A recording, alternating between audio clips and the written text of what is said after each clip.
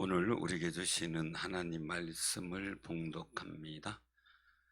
사도행전 25장입니다. 신약성경 231쪽, 232쪽. 사도행전 25장.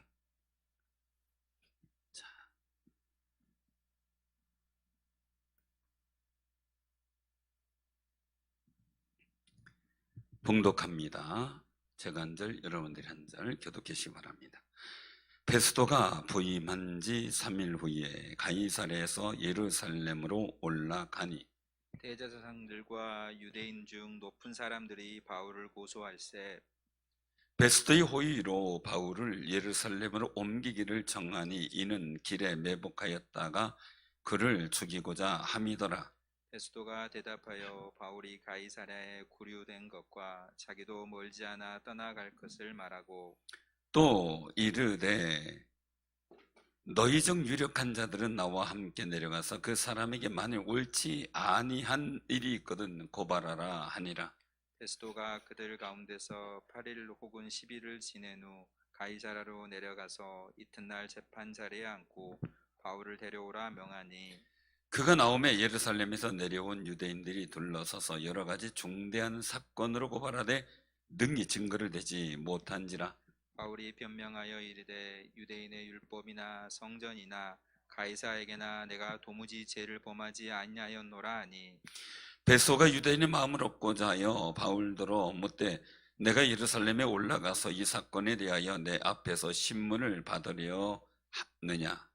바울이 이르되 내가 가이사의 재판 자리 앞에 섰으니 마땅히 거기서 신문을 받을 것이라. 당신도 잘 아시는 바와 같이 내가 유대인들에게 불의를 행한 일이 없나이다. 만일 내가 불의를 행하여 무슨 죽을 죄를 지었으면 죽기를 사양하지 아니할 것이나 만일 이 사람들이 나를 고발하는 것이 다 사실이 아니면 아무도 나를 그들에게 내줄 수 없나이다. 내가 가이사께 상소하노라 한대. 베스도가 배석자들과 상의하고 이르되 내가 가이사에게 상소하였으니 가이사에게 갈 것이라 하니라. 수일 후에 아그리빠 왕과 버니게가 베스도에게 문안하러 가이사랴에 와서 여러 날을 있더니 베스도가 바울의 일로 왕에게 고하여 이르되 벨릭스가 한 사람을 구류하여 두었는데 내가 예루살렘에 있을 때에 유대인의 대제사장들과 장로들이 그를 고소하여 정죄하기를 정하기에 내가 대답하되 무릇 피고가 원고들 앞에서 고소 사건에 대하여 병명할 기회가 있기 전에 내주는 것은 로마 사람의 법이 아니라 하였노라. 그러므로 그들이 나와 함께 여기 오매 내가 지체하지 아니하고 이튿날 재판자리에 앉아 명하여 그 사람을 데려왔으나 원고들이 서서 내가 짐작하던 것 같은 악행의 혐의는 하나도 제시하지 아니하고 오직 자기들의 종교와 또는 예수라 하는 이가 죽은 것을 살아 있다고 바울이 주장하는 그 일에 관한 문제로 고발하는 것뿐이라. 내가 이 일에 대하여 어떻게 심리할지 몰라서 바울에게 묻되 예루살렘에 올라가서 이 일의 신문을 받으려느냐 한즉 바울은 황제의 판결을 받도록 자기를 지켜주기를 호소하므로 내가 그를 가이사에게 보내기까지 지켜두라 명하였노라 하니 아그리빠가 베스도에게 이르되 나도 이 사람의 말을 듣고자 하노라. 베스도가 이르되 내일 들으시이다 하더라. 이튿날 아그리빠와 버니게가 크게 위험을 갖추고 와서 천부장들과 시중에 높은 사람들과 함께 접견 장소에 들어오고 베스도의 명으로 바울을 데려오니 베스도가 말하되 아그리빠 왕과 여기 같이 있는 여러분이여 당신들이 보느니 이 사람은 유대의 모든 무리가 크게 외치되 살려두지 못할 사람이라고 하여 예루살렘에서와 여기서도 내게 청혼하였으나 내가 살피건대 죽일 죄를 범한 일이 없더이다. 그러나 그가 황제에게 상소한 거로 보내기로 결정하였나이다. 그에 대하여 황제께 확실한 사실을 아랠 것이 없으므로 신문한 후 상소할 자료가 있을까 하여 당신들 앞 특히 아그리빠 왕 당신 앞에 그를 내세웠나이다. 다 같이 합니다. 그 제목도 밝히지 아니하고 제수를 보내는 것이 무리한 일인 줄 아나이다 하였더라. 아멘. 오늘 이 말씀을 통해서 우리 같이 은혜를 나누고자 합니다. 쌀쌀하죠? 거침없이 대답하시네. 저도 한번 대충 옷 입고 나왔다가 아주 추워서 다시 들어갔던 적이 있는데, 집에 있던 것만 생각하고 나왔다가는 좀 어려움을 당하시더라고요. 그래서 집에 있는 것처럼 간편하게 입고 오신 분들이 한두 분이 계시는데 많이 떨으셨을 것 같아요. 근데 제가 꼭 부탁드리는 것은 이왕이면 따뜻하게 입고 다니세요. 좀 비둔해 보이고 그래도 따뜻하게 입고 다니세요. 그걸 제가 어디서 배웠냐면요, 중국 사람들에게서 배웠어요. 우리나라 사람들은 아주 젠틀해 보이고 그리고 예뻐 보이고 그리고 또 뭐랄까 좀 건강해 보이는 것처럼 보이려고 말해요. 막 지금도 반팔 입고 막 반바지 입고 돌아다니는 그런 분들이 있어요. 가끔 이제 깜짝 놀랐는데, 나는 저도 그렇게 할 수 있어요. 반팔 입고 반바지 입고 떨면서 다닐 수 있어요. 그런데 그게 건강이 유익하냐라는 거죠. 중국 사람들은 뚱뚱해 보여도 단단하게 입더라고요. 심지어 어느 정도인가 봤더니 와이셔츠 속에 그냥 뭐 어떤 그 용이나 이런 게 아니고요, 털이 달린 와이셔츠가 있어요. 진짜 그 인조 털이긴 한데도 그 길이가 한 2, 3cm 정도 돼요. 0.2, 한 2, 3mm 정도 이렇게 길이로 털이 있더라고요. 그거를 입었는데 따뜻해요. 근데 송네이에도 그래요. 송네이 엄청 비둔해요. 그래서 누가 하나 사줘서 입어봤는데 엄청 비둔해요. 못 입고 있어요, 저는. 근데 그런 거 입고 다녀요. 그래서 근데 중요한 거는 그들에겐 관절염 이런 게 별로 없대요. 여성들에게도 무릎 관절 이런 게 없대요. 거의. 물론 돼지고기 많이 먹는다 이런 것도 있지만 관절 보호를 잘 한다는 거예요. 이게 관절이 추운데 노출이 되면 관절염이, 왜냐면 차도 추운데 있다가 시동 걸면 이거 버겁잖아요. 그것처럼 다리 무릎이나 이런 데 추운데 다니게 되면 이 연골 자체가 따뜻해야 되는데 그러지 못하기 때문에 상한다는 거예요, 무릎이. 그래서 염증이 생긴다는 거죠. 그래서 이제 그런 얘기를 해주더라고요, 거기 사는 분이. 그래서 이제 선교사님들도 그런 얘기를 좀 해주고, 저도 이제 직접 본 바도 있고, 그래서 이제 하는데, 필요하다. 추울 때 조금 뚱뚱해도 괜찮아요. 속 알맹이만 괜찮으면 돼. 그러니까 편하게 입으시고 그 건강 지키세요. 이제 제가 어느 분한테 전화했더니 그 감기로 걸려서 콧물이 나고 이래가지고 오미크론이 감기하고 비슷하다 이래가지고 어디 나가지도 못하고 이렇게 있다라는 얘기를 들으니까 좀 안타까운데, 우리가 이럴 때일수록 조심하고 코리신 있는 거 열심히 드시고 건강하셔요. 그래야 돼요. 그래서 미리 몸을 따뜻하게 하는 것도 굉장히 좋아서 말씀드린 거고요. 우리가 그 신앙의 혼돈과 환난과 어려움 때에는 우리가 더 우리가 어떻게 할까라는 거예요. 추우면 내가 몸을 단단히 입고 그 두툼한 외투도 있고 그러잖아요. 근데 우리나라 너무 과한 것도 있대요. 왜냐면 그 요새 어디 저기 캐나다 쪽에서 오는 옷 두꺼운 거 막 입고 다니더라고요. 근데 사실 우리나라 기후에는 그건 너무 과하대요. 근데 그거 입는 사람은 또 이 속에 티나 이런 거를 거의 안 입더라고요. 런닝만 입고 그거 입고 다니고 또 이러는 분도 봤어요. 근데 중요한 거는요, 얇은 거를 여러 겹 입는 게 좋다 그러더라고요. 여러 겹. 그래서 저도 여러 겹 입고 다닐 때가 있어요. 그래서 더운 데 가면 한 겹 벗는 거죠. 추운 데 가면 한 겹 더 입는 거고, 이제 그렇게 할 때가 많이 있는데요. 변화가 중요한데요. 신앙의 생활이 평안할 때는 상관없어요. 고난과 어려움이나 또한 혼돈, 그리고 또한 우리가 이해하려면 상당히 그 생각을 많이 해야 되는 상황들이 벌어졌을 때, 그때 우리는 어떻게 준비하고 그걸 이기고 나가고 그리고 대처할 것인가 굉장히 중요하잖아요. 추울 때 우선 단단하게 입으면 되니까 돈 주면 사지만 천국은 돈으로도 못 가잖아요. 우리 믿음을 잘 준비해야 되는데 어떻게 할 것인가라는 거예요. 오늘 여기서 보면 이제 바울이 가이사에게 상소하는 그런 모습이 나오죠. 바울이 누구에게요?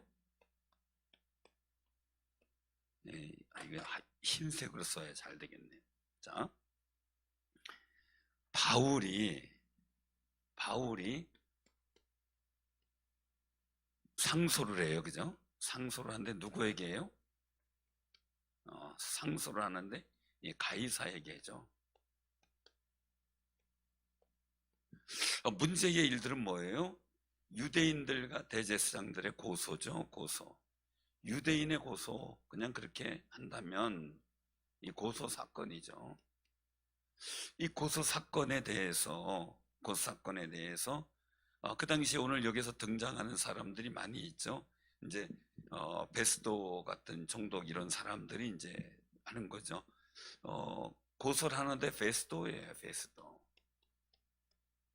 근데 바울의 요청은 뭐예요? 베스도가 아닌, 여기서 해결이 안 될 것 같으니까 누구에게 상소해요? 가이사에게 바로 상소를 하는 거죠. 왜요? 그 시민권이 누가 있어요? 사도 바울이 로마 시민이에요. 로마.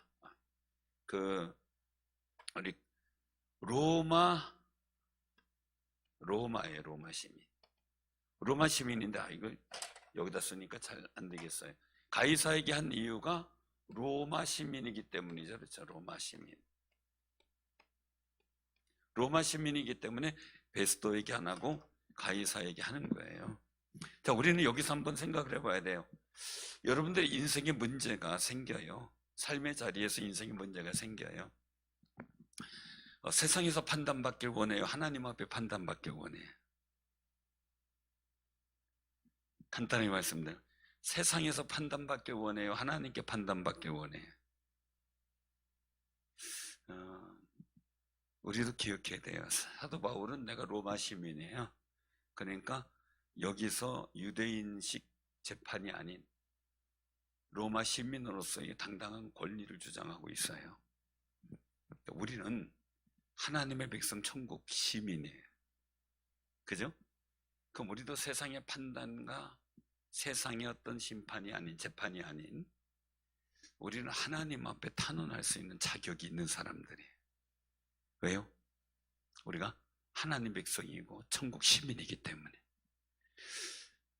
그래서 이 세상의 문제나 고민의 문제들을 세상에서 위로받고 세상에서 문제 해결하고 사람들 만나서 해결하려고 하는 물론 노력도 있어야 되겠지만 중요한 것은요, 거기서 해결하는 게 아니라 우린 하나님 앞에 탄원해야 돼. 하나님 앞에 상소하는 거죠. 그래서 이 상소를 잘한 사람이 누구예요? 바로 다윗이죠. 다윗은 사울이 자기를 죽이려고 쫓아와요. 자기가 심판하고 죽일 수도 있어요. 그럴 자격도 되고, 왜요? 복적이니까 정당방위니까, 죽이러 왔으니까. 첫 번째가 정당방위예요. 두 번째로 하나님이 이미 사울왕을 버리기로 하셨어요. 작정하셨어요. 그리고 자기를 왕의 기름 부음 받은 사람이에요. 그러니까 자기 스스로 왕 될 수 있는 자격도, 여건도, 명분도 있는 사람이에요. 자, 세 번째예요. 기회를 주셨잖아요, 하나님이. 부하들이 생각하는 거예요. 같이 함께한 사람들이 하나님이 주신 저로의 기회다라는 거예요. 그죠? 자기를 잡으러 왔다가 자기 앞에서 자는 모습을 보이는 적장의 모습 속에서 죽일 수 있는 기회가 된 것은 어떻게 돼요? 하나님이 주신 저로의 기회가 되는 거죠. 그런데 하나님 말씀에 입각해요. 상황에 따라 움직이는 게 아니라 하나님의 심정에, 하나님의 마음에, 하나님의 말씀에 집중을 해요. 그래서 결과를 찾죠. 하나님이 세운 왕이니까 하나님이 알아서 한다. 하나님께 탄원하는 거예요. 하나님 알아서 해주세요, 그래요. 한마디로 내 손으로 하나님이 세운 왕이기 때문에, 그가 버림받은 왕이어도, 하나님 후회할 왕이어도, 그가 잘못하는 일이 너무 많아도 그래도 하나님께 탄원해요. 다윗이 수많은 어려움들을 많이 겪죠. 오해도 겪고 많이 하죠. 근데 그는 시편의 일들을 보면요, 계속 하나님 앞에 탄원해. 한번 우리가 한번 보도록 하죠. 어디 보냐면요, 시편 한번 22편 한번 찾아봐. 22편 시편 817쪽 구약.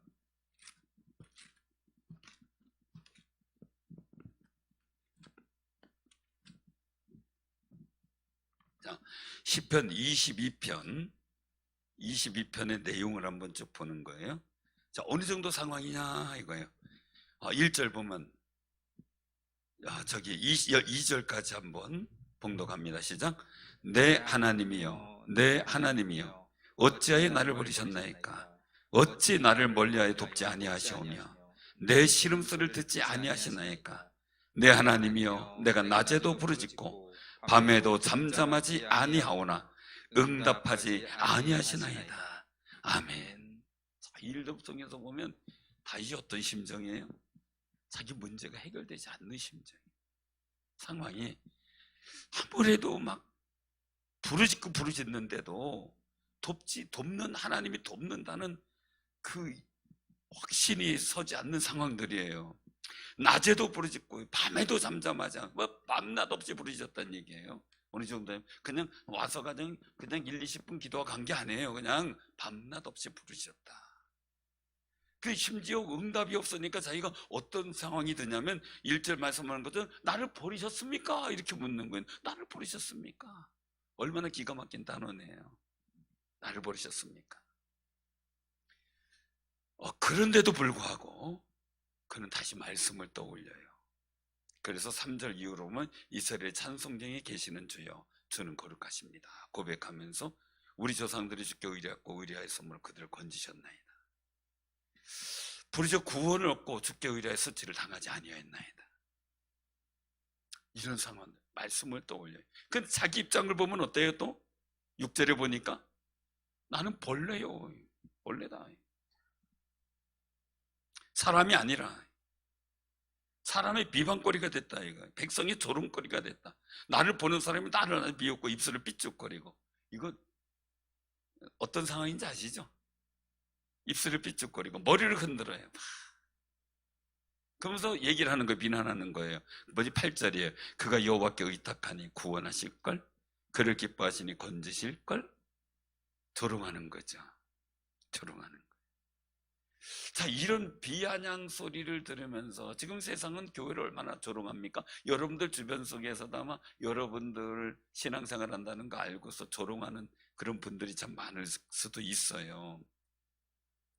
그런데 정말 그런 상황들이 다윗에게 전개가 되고 있는데, 이 다윗은 자기가 태어날 때부터 얘기를 해요. 9절부터 보면 내 어머니의 젖을 먹을 때에 의지하게 하셨다. 못돼서 나오고 젖을 먹을 때 어린애가 뭘 안다고, 어린애가 뭘 안다고 생각을 해요.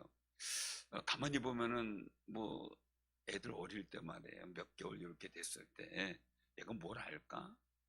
근데 뭘 아는 것 같긴 해요. 또 가만히 보면 뭘 아는 것 같아요. 표현 안 하는 것 같지만 말은 안 하지만 삐지는 것 같기도 하고, 기분 나쁜 투정을 벌이는 것 같기도 하고, 이런 그런 걸 보게 돼요. 근데 날 때부터 주께 맡긴 바 되었다. 못돼서 나올 때는 주님이 주는 나의 하나님이 되셨다라는 고백을 하는, 태어날 때부터 나 하나님만 믿고 살았습니다 이런 얘기죠. 그러니 하나님 나 도와주세요 이런 얘기예요. 자기의 상황들은 어떠냐, 그럼 자기의 힘은 어떠냐라는 거죠. 14절에 보니까요, 나는 물같이 쏟아졌고 내 모든 뼈는 어그러졌고 내 마음은 밀랍 같아서 내 속에서 녹았다. 15절에 보니까 내 힘이 말라 질그릇 조각 같고 내 혀가 입천장에 붙었나이다. 주께서 또 나를 죽음의 진토 속에 두셨나이다. 저 참혹한 상황이죠. 답답해서 어떻게 하지 못하는, 속이 터지는 상황이고 자기가 아무런 뭐 할 수 없는 그런 상황이에요.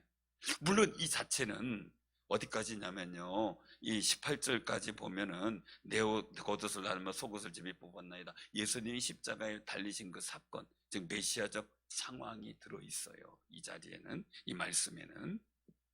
그래서 16절에 보면 악한 무리가 나를 둘러 내 수족을 찔렀나이다 라고 하면서 메시아적 사건의 말씀이 들어있고요. 근데 이런 상황들 속에서 이 다윗의 고백들을 보게 되면은요, 자, 다른 거 다 내비두고요, 어디를 보냐면 저기를 보죠. 26절을 보죠. 그런 상황들이, 참혹한 상황들이. 근데 26절을 고백해요. 26절. 자, 28절까지 같이 한번 봉독합니다. 겸손한 자는 먹고 배부를 것이며 여호와를 찾는 자는 그를 찬송할 것이라. 너의 마음은 영원히 살지어다. 땅의 모든 끝이 여호와를 기억하고 돌아오며 모든 나라의 모든 족속이 주의 앞에 예배하리니. 나라는 여호와의 것이요 여호와는 모든 나라의 주제심이로다. 아멘. 이 고백을 하고 있어요. 이 고백을. 그리고 30절 이후에 보면은 후손이 그를 섬길 거고 대대의 주를 전할 것이다 라는 고백도 하게 돼요. 힘들고 어려운데 어떻게 이런 고백을 할 수 있을까? 이런 고백. 이 고백이 다윗을 세우고 살리는 거예요. 여러분들 힘들고 어려운 일들 속에서요, 여러분들의 고백을 멋지게 한번 하나님 앞에 드려봐요. 이 다윗의 고백처럼 말이죠. 힘들고 어려운 상황 속에서 정말 하나님께서 소망하는 일들, 자기의 문제가 해결되는 것만이 아니라 땅의 모든 끝이 여호와를 기억하고 돌아오며 모든 나라의 모든 족속이 주의 앞에 예배하리니. 나라는 여호와의 것이요 여호와는 모든 나라의 주제심이로다. 우리도 이렇게 땅의 모든 끝이, 즉 이 나라 모든 백성이 여호와를 기억하고 돌아오며 우리 대한민국의 모든 족속이 주 앞에 예배하고, 나라는 여호와의 것입니다, 대한민국은 여호와의 것입니다, 여호와는 모든 나라의 주제심입니다 라고 고백할 수 있는 마음의 용기도 우리에게 필요하겠지. 이 다윗의 일들을 보게 되면요, 나는 어떻게 주님 앞에 서야 될까라는 고백을 하게 돼요. 다시 이제 본문으로 돌아가서요, 그래서 다윗은 늘 하나님께 상소하는 사람이에요. 여러분들도 힘들고 어려워요. 막 답답하고 속상해요. 근데 우리의 싸울 것은 혈과 육이 아니라 그랬어요. 그죠? 하늘에 있는 어둠의 영들이에요. 그럼 우리의 싸울 것은 영적 싸움이면요, 사람 갖고 싸워서 해결되겠어요? 사람 갖고 싸워서 해결되겠냐고. 여러분들 미운 사람이 있어요. 그 미운 사람이 없어지면 해결될 것 같아요? 또 다른 미운 사람이 생겨요. 또 다른 미운 사람. 나를 미워하고 못살게 구는 사람이 있어요. 쭉 없애주시옵소서 해서 없어졌다고 또 안 생길까요? 흔히 하는 말이 있어요. 큰 말이 나가니까 작은 말이 들어오더라. 그런 얘기를 하더라고요. 그리고 무슨 질량 보존의 법칙이 또 있었는데, 옛날에 제가 말씀드렸죠. 무슨 질량 보존의 법칙이? 예? 그 또라이 질량 보존 법칙 생각만 하면 자꾸 웃겨요. 자꾸 웃겨. 또라이라고 하는 사람이 떠났는데 거길로 끝났더니 또 다른 또라이가 들어오고, 그쵸? 상사가 너무 또라이라 다른 부서로 갔더니 거기는 더 또라이고, 뭐 이런 얘기. 그래서 또라이가 없는 데 가서 좋았다 그랬는데 내가 또라이고 이런 상황이 전개되는 게 이 또라이 질량 보존의 법칙이라고 얘기를 하더라고요. 그러니까 중요한 건 상황이 없어지는 게 아니라 내가 어떻게 이기느냐가 중요해요. 그러니까 다윗은 보면 상황이 없어지길 바라는 게 아니라 어떻게 돼? 거기서 하나님을 찬양하고 또 모든 백성이 회개하고 돌아와 주를 찬양하고 경배하는 이 역사들을 위해서 기도해요. 다르잖아요, 그죠? 우리가 솔로몬의 기도를 통해서도 하나님께서 감동하는 건 뭐예요? 내 원수를 무찔러 주기 원하고 뭐 이렇게 하는 게 아니고 지혜를 구하는 마음속에 하나님께서 주신 은혜가 뭐예요? 지혜도 주셨지만 태평성대를 주시잖아요.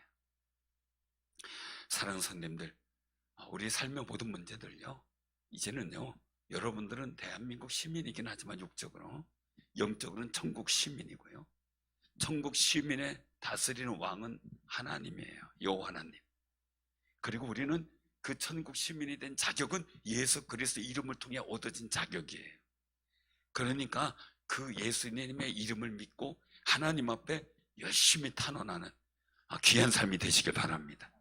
우리가 세상이 주는 두려움, 염려 이것 때문에 근심하는 게 아니고요, 우린 하나님의 백성으로서 하나님께 탄원한다. 다윗은 로마 시민이니까 가이사에게 탄원한다, 상수한다 라고 고백을 해요. 그래서 이제 모든 예루살렘으로 가게 되면, 이제 예루살렘을 떠나 다시 가게 되면 중간에 죽이려고 하는 그 사람들의 모든 게 다 무너져 버리잖아요. 그러니 우리가 꼭 기억하셔서 어떻게 하면 저는 시편을 볼 때마다 다윗의 마음을 자꾸 느끼려고 해요. 그래서 그 마음을 배웠어요. 제가 노예나 모든 일을 복잡할 때 이 다윗의 고백을 들으면서 많이 배웠어요. 느꼈어요. 그리고 그 방법대로 많이 기도했어요. 하나님이 알아서 해결해 주셔요. 오늘 이제부로, 어제부로 우리 모든 노예 사건들이 다 끝났어요. 총회재판국에서 제가 기도한 대로 그냥 다 해주셨어요. 너무너무 감사하죠. 그래서 마지막 남은 2건의 모든 소송건까지 이제 다 해결되고, 이제 노예는 평안의 일들을 가게 될 거예요. 다 바로 잡히는 거죠. 어그러지게 만들었던 사람들 통해서 다 바로 잡혀서 이제 가게 된 거예요. 그때 정말 제가 그냥 하나님께 상소 안 하고 사람들만 바라보고 있었다면, 어떤 분이 저한테 그런 얘기를 하더라고요. 우리는 목사님이 병 날까봐 걱정했다고. 근데 제가 오로지 집중했던 것은 하나님께 기도하는 거였고, 성도들에게 복음을, 말씀을 전하는 일에 제 마음이 손상되지 않기를 소원했고요, 제가 영적으로 힘을 잃어버리지 않도록 기도했어요. 오직 그거에만 집중을 했던 거죠. 그리고 하나님께 맡겼던 거예요. 사랑하는 성도님들, 참 기가 막힌 상황들이에요. 제가 이렇게 보면서 처음에는 우리의 상황들을 알려서 이해를 시키고 법리대로 우리가 바르게 총회가 이루어지길 바라는 면에서 우리 노예를 바로 잡아줬으면 하는 바람을 갖고 얘기를 했으면 했어요. 그런데 아무도 제 얘기를 들어주질 않아요. 처음에요. 참 답답했어요. 그러니까 하나님께만 기도했어요. 근데 나중에 알고 봤더니 다 문제를 일으킨 분들의 선후배, 뭐 아는 지인, 고향, 뭐 이렇게 다 연결이 돼 있어요. 그래서 하나님, 이거 어떻게 쓰면 좋을지 모르겠다고, 저는 단지 우리 노예가 제대로 바로잡힐 수 있도록 법리대로만 해달라고, 우리가 잘못한 것이 있다면 우리가 벌을 깨끗이 받고 이렇게 하겠다라고 솔직하게 얘기를 했거든요, 일부. 그리고 그런 얘기를 더 하려고 하는데 그런 상황이 벌어진 거예요. 근데 하나님께만 기도했어요. 근데 신기한 게 벌어졌어요. 그렇게 냉대했던 분들이 갑자기 어느 날 돌아서더니 제 얘기를 듣기 시작을 했어요. 너무 친근하게 들었어요. 그리고 우리의 법리적인 문제나 노예가 바로 잡혀가려면 이런 부분들이 바로 서야 되는데 이런 문제가 있었습니다. 그런 이 부분에 대해서 바로 한번 살펴보시기 바랍니다. 설명을 해줄 수 있는 기회가 생겼어요. 들어보니까 그분들이 이거 잘못됐다 라는 얘기를 한 거예요. 잘못됐다.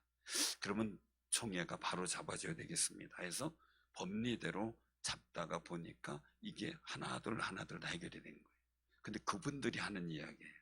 그분들이 마지막으로 하는 얘기가, 목사님께 고맙습니다. 그래서 왜요? 그랬더니 우리가 만약에 다른 사람 얘기만 듣고 목사님 얘기 안 듣고 판단해서 판결을 했더라면 우리가 굉장히 큰 실수를 할 뻔했습니다. 근데 목사님 말씀 듣고 보니까 이해가 됩니다. 그리고 바른 것이 뭔지 알겠습니다 라는 얘기를 했어요. 저도 너무 감사했어요. 우린 빨리 끝내기 원했는데 하나님의 뜻은 그게 아니었어요. 천천히 하면서 이 일들을 바로잡아 가시려고 했던 거더라고요. 그래서 제가 너무 감사했는데요. 사랑하는 성도님들, 우리는 이 사도 바울의 담대함을 봐야 돼요. 담대한. 여기서 우리가 어디를 보냐면 11절 한번 보세요. 그 10절 11절 같이 한번 봉독해요. 자, 시작. 바울이 이르되 내가 가이사의 재판 자리에, 그 사도행전 25장 10절, 사도행전 25장 10절 11절, 가자. 12절까지 봉독하자. 시작. 바울이 이르되 내가 가이사의 재판 자리에 섰으니 마땅히 거기서 신문을 받을 것이라. 당신도 잘 아시는 바와 같이 내가 유대인들에게 불의를 행한 일이 없나이다. 만일 내가 불의를 행하여 무슨 죽을 죄를 지었으면 죽기를 사양하지 아니할 것이나, 만일 이 사람들이 나를 고발하는 것이 다 사실이 아니면 아무도 나를 그들에게 내줄 수 없나이다. 내가 가이사께 상소하노라 한대. 아멘. 베스도가 배석자들과 상의하고 이르되 내가 가이사에게 상소했으니 가이사에게 갈 것이라 하니라. 아멘. 바울이 당당하게, 저도 제가 잘못했으면 제가 당당히 잘못한 것에 대해서, 거기에 대해서 징계를 받겠습니다. 그러나 불의한 일이 없는데 이 거짓말과 억울한 일들로 이렇게 당했습니다. 그러니 이게 고발하는 것이 다 사실이면 내가 다 받을 텐데, 사실이 아니면 다 거짓말이었거든요. 고소 내용이 해도 안 되는 거짓말이었거든요. 그래서 만약에 내가 떳떳하다면 거기에 따른 판단해 주십시오 라고 이야기를 한 거예요. 우리가 꼭 기억하세요. 세상이 복잡해요. 정말 교회들에 대해서 아까 다윗이 고백한 것처럼 벌레처럼 보는 이런 상황도 있어요. 그러나 우리가 복음 안에서 떳떳하면요, 담대해야 돼요. 담대해야지. 괜히 세상이 그런다고 우리가 기죽을 수는 없잖아요. 여러분들 전국 시민이고 하나님의 백성이잖아요. 내가 죄를 지었으면 사도 바울도 죽기를 사용하지 않겠다. 사실 고백이에요. 우리도 허점이 있고 잘못됐다면 인정해야죠. 그래서 제가 하나님 앞에 두 가지 고백을 한 게 있어요. 그것은 뭐냐면요, 절대 내가 잘못한 일이 있다면 숨기지 않겠다. 그냥 시인하고 내가 거기에 대해서 해받을 거고 징계를 받을 거 하면 내가 단단히 받겠다. 제가 목회를 하면서 얻어진 하나님 앞에서 어떤 걸 원하시는가 볼 때 그런 마음을 원하셨어요. 그래서 어디서든지 목사님이 그거 했습니까? 그러면 제가 했습니다 라고 얘기해요. 그거 조금 안 좋을 것 같아서, 아니면은 다른 얘기 들을 것 같아서 그거 숨기고, 그런 적 없는데요. 많은 분들이 그러거든요. 근데 하나님이 보시잖아요. 제가 솔직히 그럼 막 뭐라 그러면 저는 얘기를 해요. 네, 이런 면에서 이렇게 했습니다 라고 고백을 해요. 근데 내가 실수했다면 죄송합니다. 제가 거기에 대한 응분한 보상을 하죠. 그러나 이런 면에서 했는데, 저는 정당하다고 했는데 다시 한번 살펴보세요. 그러면 유 목사님 말씀에 일리가 있습니다 하고 다시 선회를 하는 경우가 많아요. 제가 실수한 건 인정해야죠. 제가 실수했다는 거, 잘못했다는 거 인정해야죠. 그것이 왜요? 하나님 알고 계시잖아요. 사람은 넘어갈 수 있지만 하나님 아시잖아요. 두 번째, 거짓말을 하나님이 싫어한다는 걸 알아요. 그래서 제가 가능하면 꼭 제가 어떤 일에 대해서 거짓된 거짓말을 안 하려고 노력을 해요. 제가 면밀하게 살펴요, 저 자신을. 왜요? 그게 하나님 앞에 복 있는 모습이기 때문에. 요한계시록 이런 모든 일들을 볼 때요, 그게 내 양심에 걸리는 일들이 되고요, 그 양심에 걸리는 일이 되면 기도가 힘이 없어져요. 자꾸 부끄러워지거든요. 제가 왜 이런 고백을 하냐면요, 잘못한 거 잘못되다 시인하는 그 일들이 하나님 앞에서 기도의 담력을 얻어요.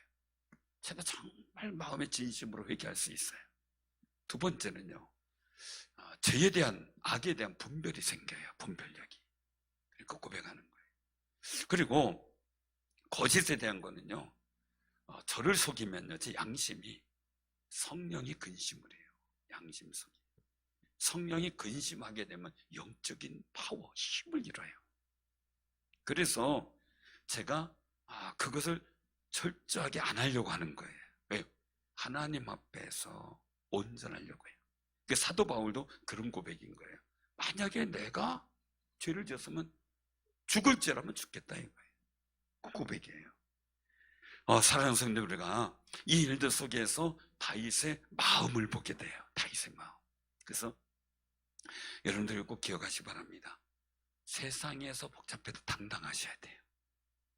우리가 신앙이 있고 하나님의 백성이 있고 복음을 가진 사람, 영성을 얻은 사람으로서 담대해야 되고요, 당당해야 되고요, 그리고 우리가 속상하고 힘든 것 하나님 앞에 정말 탄원하고 상소하는 거룩한 믿음을 가진 귀한 삶이 되시길 바랍니다. 우리 한 번 더 살펴보는데요, 한번 다니엘을 한번 보겠습니다. 에스겔 다음에 다니엘 3장입니다. 다니엘 3장 1236쪽 다니엘 3장.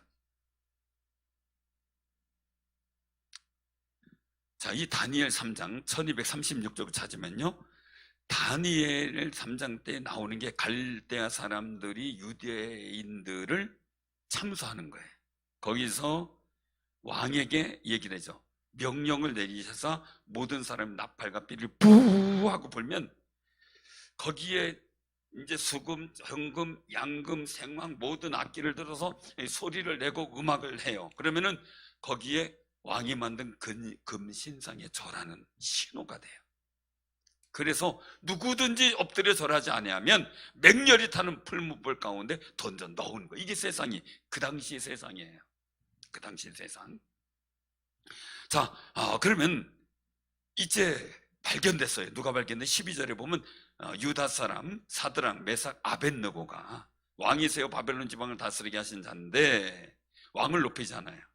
왕의 신들을 섬기잖아요. 왕이 세우신 금신상, 이게 절하지 않은 게 들통이 나버렸어요. 자, 이들의 담대함에 느부갓네살이 물어요. 야, 정말이냐 하고 14절에 내가 세운 금신상에게 절하지 아니한다니 사실이냐? 이제라도 준비했다가 나팔, 피리, 수금, 사명금, 양금, 생황 모든 악기스를 들을 때 내가 만든 신상 앞에서 엎드려 절하면 좋겠다. 너희가 만일 절하지 않으면 풀무불 가운데 던져 넣을 거다. 능히 내 손에서 너희를 건져내시니 누구겠느냐? 그때 사드락, 메삭, 아벳느고가 왕께 대답한 일이에요. 자, 16절부터 18절까지 우리 같이 봉독합니다. 1236쪽 다니엘 3장 16절부터 18절 시작. 사드락과 메삭과 아벳느고가 왕에게 대답하여 이르되 느부갓네살이여, 우리가 이 일에 대하여 왕에게 대답할 필요가 없나이다. 왕이여, 우리가 섬기는 하나님이 계시다면 우리를 맹렬히 타는 불뭇불 가운데에서 능히 건져내시겠고 왕의 손에서 건져내시리이다. 그렇게 하지 아니하실지라도 왕이여, 우리가 왕의 신들을 섬기지도 아니하고 왕이 세우신 근 신상에게도 절하지도 아니할 줄을 아옵소서. 아멘. 세상을 향한 보수가 들어오는데 자기의 신앙에 대한 담대한 고백이에요. 담대한 고백. 자, 그런데 한번 오늘 여기서 고백해 보신 우리가 같이 상황을 한번 보는 겁니다. 28절 한번 봅니다. 풀무불에 던져졌는데 머리털을 하나 그을리지 않고 불탄 냄새도 없이 나왔어요. 그러면서 느부갓네살이 고백하는 거예요. 자, 30절까지 자 시작. 느부갓네살이 말하여 이르되 사드락과 메삭과 아벳느고의 하나님을 찬송할지로다. 그가 그의 천사를 보내사 자기를 의뢰하고 그들의 몸을 바쳐 왕의 명령을 거역하고 그 하나님 밖에는 다른 신을 섬기지 아니하며 그에게 절하지 아니한 종들을 구원하셨도다. 그러므로 내가 이제 조서를 내려놓으니 각 백성과 각 나라와 각 언어를 말하는 자가 모두 사드락과 메삭과 아벳느고의 하나님께 경솔히 말하거든 그 몸을 쪼개고 그 집을 거름더러 삼을지니 이는 이같이 사람을 구원할 다른 신이 없음이니라 하더라. 왕이 드디어 사드락과 메삭과 아벳느고를 바벨론 지방에서 더욱 높이니라. 할렐루야. 아멘. 세상을 향해 두려워하지 않고 고백하는 그 고백은 풀무불도 이기고 하나님의 구원의 역사를 만들어 가요. 근데 저 매는데 저는 그 생각을 해요. 제가 아까 왜 제 삶 속에 제 실수 허물이 있어도 제가 그냥 했다고 인정하고 당한 어려움 당하겠다라고 고백했던 분들은요, 거짓말에 대한 모든 핑계거리 이런 걸 어떻게 그 순간 모면하려고 하는 거 제가 원치 않는 이유는요, 하나님 앞에서 제가 어떤 모습일까라는 거예요. 이유는요, 하나님은 다윗이 골리앗 앞에 쫓아나갔을 때 역사하신 것처럼 쩔쩔매는 똘장부를 통해서 역사 안 하시더라고요. 대정부는요, 포용력도 있고 담대하기도 하고, 그리고 어떤 어려움 속에서도 용기 갖고 믿음으로 바라볼 수 있는 힘이 생겨요. 그래서 하나님은 대장부를 통해서 역사하시는구나. 돈 몇 푼 되면 쩔쩔쩔 매는 그거 가지고서 하나님 역사 안 하시는구나. 배포 있게 믿음으로 해나갈 때 하나님은 우리를 통해 구원의 역사를 보이시는 거죠. 그 거룩한 은혜가 여러분들 오늘 사도 바울이 가이사에게 상수한 것처럼 우리도 하나님 앞에 상수함으로 믿음의 고백을 분명하게 함으로 하나님의 구원의 역사를 맛보는 귀한 승리자들이 되기를 주님의 이름으로 축원합니다.